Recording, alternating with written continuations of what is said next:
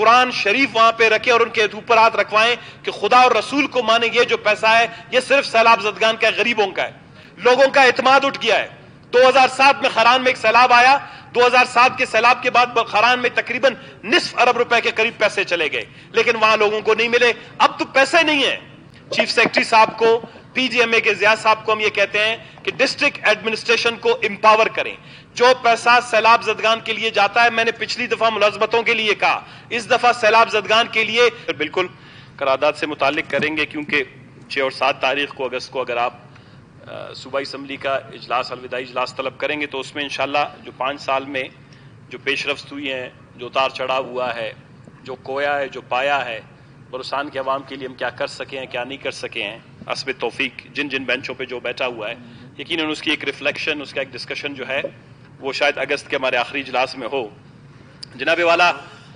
آج دوبارہ قرارداد پیش کی گئی ہے کہ گزشتہ جو سیلاب بلوچستان میں آیا,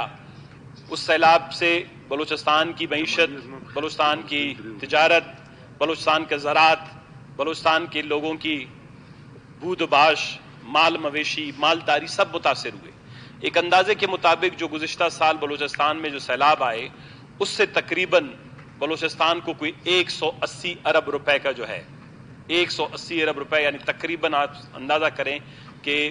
$1 بلین کے قریب جا کے نقصان ہوا تھا. اس میں نصیر آباد سے لے کر آپ کے مکران تک کے کھجور, آپ کے خران کے کھجور, واشک کے کھجور کے چھوٹے موٹے جو زمیندار, یہاں پر فصلات جو بھی سیب کے تھے, آڑو کے تھے, بادام کے ہیں, یعنی زمیندار جس علاقے میں جس طبقے سے اس وقت تھا, وہ بے وقت موسمی بارشوں نے اس وقت بلوچستان کی معیشت کو اتنا بڑا نقصان دیا کہ بلوچستان کے عوام ابھی تک, یا بلوچستان کی معیشت ابھی تک دوبارہ اپنے پاؤں پہ کھڑا نہیں ہو پا رہا. اس کو تو چھوڑیں جناب والا, 2 دن سے ہم نہیں سوئے ہوئے ہیں. یہ جو بے وقت بارشوں نے ایک دفعہ پھر,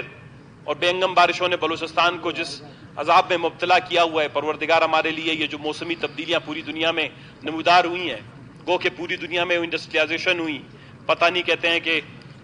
CO2 کا جو ہے اضافہ ہو گیا, ایمیشن جو کاربن ایمیشن جو ہے اس کی وجہ سے جو ہے پوری دنیا میں تبدیلیاں آئیں, لیکن ہمارے لیے یہ آیا کہ بے وقت بارشوں نے جو ہے ہماری زندگی اجیرن کر دی. میں 2-3 دن سے خران کے شہر میں, صرف خران سٹی میں, پچھلے سال تو خران کے ارد گرد علاقوں میں, لیکن 2 راتوں سے خران کے شہر جو ڈویژنل ہیڈ کوارٹر ہے, ہماری چھوٹی موٹی خران کی جو معیشت ہے زراعت کے, اس کے بنیاد پر لوگوں نے اپنے چھوٹے چھوٹے جھونپڑے بنائے ہیں, کچے گھر بنائے ہیں, کچی دیواریں ہیں ان کی, چادر اور 4 دیواری ہے ان کی. تو میں خود دیکھ رہا ہوں کہ یہ اس حساب سے ہم کیسے اپنا جان چھڑا لیں گے. قرضوں کی معافی اپنی جگہ پر, دوسری اپنی جگہ پر ان غریب لوگوں کے گھر کیسے ہم بنائیں گے کہ گزشتہ 1.5 سال سے جو پچھلی جو سیلاب زدگان ہیں, چاہے وہ نصیر آباد سے لے کر, خران سے لے کر, واشک سے لے کر, لور لائی اور جوب تک, وہ ابھی تک جو ہیں جناب والا وہ کھلے آسمان تلے ہوئے پڑے ہوئے ہیں. تو میں تو حیران رہ جاتا ہوں کہ ہمارے اوپر خداوند تبارک تعالیٰ نے اتنی ذمہ داری اور اتنا بوجھ ڈال دیا ہے, اور یہ بے وقت کی جو ہے بے انگم بارشوں نے, سیلابوں نے نہ صرف زراعت کو, معیشت کو, بلکہ ہماری زندگی کو, سب کو جو ہے تباہ و برباد کر دیا ہے. میں 2 دن سے خواہش تو یہی تھی جناب والا کہ جب سیلاب آ جاتا ہے, یہ ہمارے ہاں عمومی طور پر ایک شوق ہے, فیشن بن گیا ہے کہ آپ راتوں رات پہنچ جائیں, لوگوں کی جو 4 پائیاں پانی میں تیر رہے ہوتے ہیں تو آپ اس کے ساتھ ایک تصویر بنا لیں, لوگوں کی جو ہے ٹوٹی پھوٹی دیواروں کے پاس کھڑے ہو کے چھوٹی موٹی لوگوں کو جمع کر کے سیاست میں اپنے شلوار کے پانچے اوپر کر کے تصویر بنا لیں. لیکن خدا جانتا ہے 2 دن سے میں مسلسل ہر دروازے پہ جا رہا ہوں. میں آپ کو کہانی سناتا ہوں. میں الال احمر جس کو کہتے ہیں ریڈ کریسنٹ, اس کے آفس گیا کہ جناب والا اس وقت اچانک سے اس بارش نے کسی 1-2 گھنٹے کی بھی مہلت ہمیں دے دیتا تو شاید ہم لوگوں کو بچا لیتے. بغیر مہلت کی یہ بارشیں خران میں آئی ہیں. آپ کچھ ٹینٹ, کچھ راشن, کچھ چیزوں کا بندوبست کریں تاکہ لوگوں کو جلد از جلد پہنچایا جا سکے. تو ریڈ کریسنٹ والے کہتے ہیں کہ سال کے 3 کروڑ روپے حکومت بلوچستان سے ہمیں ملنے ہوتے تھے, آج جناب والا گزشتہ کئی سالوں سے وہ 2 سے 3 کروڑ روپے سال کے ریڈ کریسنٹ کو نہیں ملتے. وہ کیسے 33 سے 34 ڈسٹرکٹ میں جو ہے وہ بلوچستان کے ریلیف پہنچا سکے گا؟ یقیناً اس نے بھی کہیں سے خیرات مانگنے ہوتی ہے. پھر میں ضیاء جان کے جو ہے پی ڈی ایم اے والوں کے پاس گیا تو وہاں پر بیٹھا رہا ہوا تو ڈپٹی کمشنر کوئٹہ بیٹھا ہوا تھا, کہتا ہے آپ لوگوں کا حالت دے کہ ہم بھی پہلے سے بیٹھے ہوئے ہیں کہ ہمیں کچھ پیسے ریلیز کیے جائیں. محترم اسد بلوچ صاحب نے ابھی بات کی کہ جب معلوم ہوا تو جناب والا ڈسٹرکٹس کو 25 لاکھ روپے, ڈپٹی کمشنر کو 25 لاکھ روپے بھیج دیے گئے ہیں کہ آپ بہت اگر سیلاب آ جائے گا تو 25 لاکھ روپے سے آپ اس کا مقابلہ کریں. آپ مجھے بتائیں یہ کہاں کا انصاف ہے؟ جب ہم پورے بلوچستان میں ہمیں اس بات کا اندازہ ہے کہ بلوچستان میں ماحولیاتی تبدیلی کے بعد بہت بڑے سیلاب آنے ہیں، بارشیں آ رہی ہیں، طوفان آ رہے ہیں، لوگوں کے گھر جائیں گے، تو 25 لاکھ روپے میں ڈپٹی کمشنر کیا کر سکتا ہے؟ وہ تو 25 گھروں کو تو ہے پانی فراہم نہیں کر سکتا اس سے۔ ہمارے پائپ لائن تباہ ہو گئے، سڑکیں تباہ ہو گئیں، چار دیواریاں گر گئیں، اسکولوں میں پناہ لینے کی جگہ نہیں ہے، بچے باہر پڑے ہوئے ہیں۔ تو میں اسی لیے میں تو 2 دن گیا نہیں کہ آج کی اسمبلی کے اجلاس میں خاران کے اپنے ان لوگوں کا،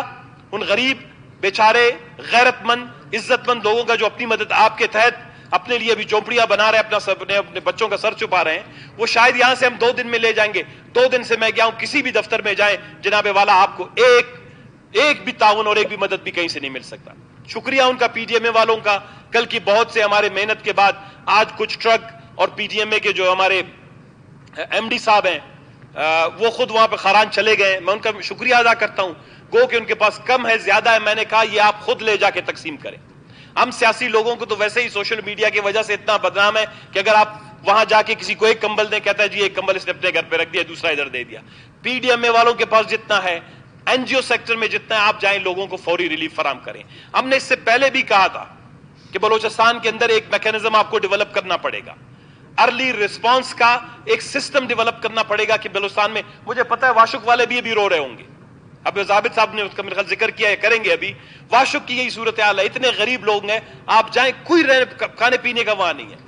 تو یہ خاران کا، واشک کا، بلوچستان کے دوسرے علاقوں میں، چاہے پنجگور میں، چاہے تربت میں، کہیں پہ بھی جو بارشیں ہوئی ہیں، جناب والا طریقہ کار آپ کو تبدیل کرنا پڑے گا۔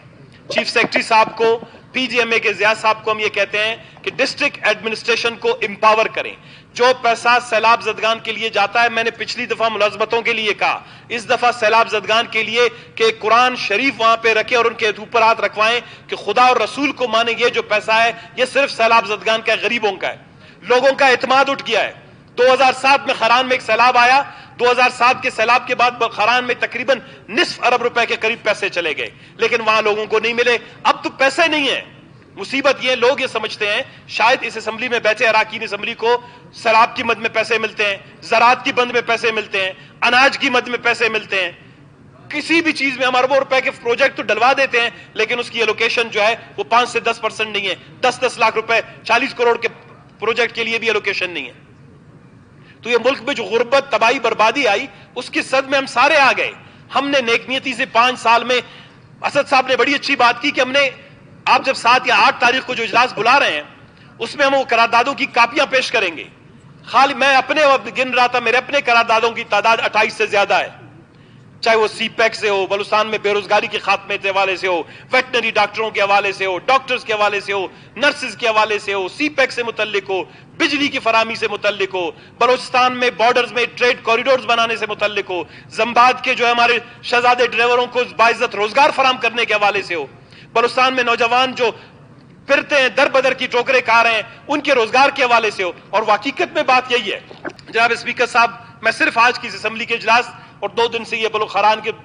سیلاب زدگان کے لیے کچھ، وہ کیا کہتے ہیں کہ مانگے تانگے کا کچھ کرنے کی کوشش کر رہے تھے۔ میں آپ سے یہ گزارش کرتا ہوں کہ اس قرارداد کے ساتھ آپ یہ بھی صوبائی حکومت کو بھی، یہ تو وفاقی حکومت سے متعلق ہے، صوبائی حکومت کو بھی یہ بتا دیں کہ یہ جو فنڈز ہیں پرٹیکولرلی پی ڈی ایم اے کے توسط سے یا ڈسٹرکٹ ایڈمنسٹریشنز کو، جہاں پر کوئی دیوار گرتا ہے، جہاں پر کوئی چھت گرتا ہے، خدا کے لیے ہمیں برتن، ہمیں آٹا، ہمیں جو ہے یہ چیزیں دینے کی بجائے آپ اسی دن اسیسمنٹ کریں، دوسرے دن اس کی 4 دیواری بنانے کے لیے اس کو نقد میں پیسے دے دیں۔ یہ ہم نے اس وقت بھی کہا تھا کہ بہت سی چیزیں ایسی ہو سکتی ہیں کہ 1 ارب 2 ارب روپے کے فنڈز آئے تو ان میں آپ جو پچھلے سیلاب زدگان ابھی تک آسمان تلے بیٹھے ہوئے ہیں، ابھی ہم یہ جا کے خاران والے اپنے جو آسمان تلے بیٹھے ہوئے سیلاب زدگان کو کیا کہیں کہ ہم آپ کے لیے کمبل لائیں، ہم آپ کے لیے راشن لائیں؟ وہ کہتا ہے مجھے اس گرمی میں، اس دھوپ میں میرے بچوں کو سایہ فراہم کرو، مجھے چھت دو، مجھے گھر دے دو، میری 4 دیواری کا جو ہے وہ دیوار لگا دو تاکہ میری خواتین کا پردہ ہو سکے۔ میں اس کو کیا کہوں کہ حکومت نے جو ہے وہ آٹے کی مد میں آپ کے لیے پیسے رکھ دیے۔ آج کسی این جی او والے نے مجھے فون کیا کہ جی آٹے کے کچھ تھیلے بھیج دیں گے۔ میں نے کہا خدا کو مانو یار،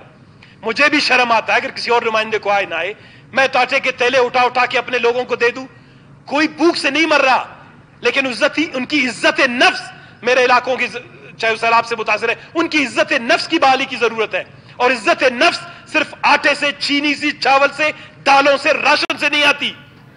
وہ اس کو احساس دینے سے آتا ہے کہ آپ کی بیوی بچے اگر اس گھر میں تھے، وہ آپ کی دیوار گری ہے تو ہم حکومت آ کے آپ کی دیوار 2 دن میں تعمیر کر رہے ہیں۔ یہ ہوتا ہے اس طرح کی ڈیزاسٹر مینجمنٹ۔ ڈیزاسٹر صرف پیٹ سے ریلیٹڈ نہیں ہوتا، ڈیزاسٹر عزت سے ریلیٹڈ ہوتا۔ تو جناب والا، آپ اس قرارداد کے ساتھ ساتھ یہ بھی آپ ایک رولنگ دے دیں کہ جناب والا جہاں پر بھی کوئی گھر اگر سیلاب سے گرا ہے، کوئی چھت تعمیر نہیں ہوئی ہے، حکومت کی اور پی ٹی ایم اے کی پہلی ذمہ داری ہے کہ اس کو 1 مہینے کے اندر 15 دن کے اندر ان کی چھت اور ان کی 4 دیواری تعمیر کرے، چاہے اس کے لیے کہاں سے بھی فنڈ لینے پڑتے ہیں، ہمارے دوسرے مدات سے بھی فنڈ نکالنے پڑتے ہیں۔ ضیاء صاحب بیٹھے ہیں، یہ رولنگ سر آپ کو دینی ضروری ہے کہ ڈگنیٹی، پتہ نہیں کانسٹیٹیوشن کوئی پڑھتا نہیں پڑھتا، یہ کانسٹیٹیوشن ہے، کانسٹیٹیوشن کے باب اول پہ سب سے زیادہ ڈگنیٹی، انسانیت کا احترام، اور انسانیت کا احترام جناب والا تب ہوتا ہے جب آپ شہری کو جو ہے اس کو ایک محفوظ چھت دے دیں اور اس کی چادر اور چاردیواری کا تحفظ فراہم سکے۔ شکریہ جناب اسپیکر صاحب۔